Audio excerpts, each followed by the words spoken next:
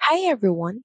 So for today's video, I'm going to teach you how you can easily reactivate your Yahoo account due to inactivity.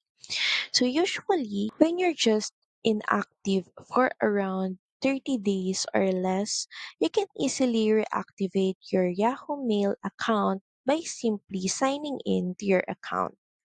But unfortunately, if you have been inactive for 90 days or more, there's a high possibility that your account was not just deactivated but was completely deleted by Yahoo Mail.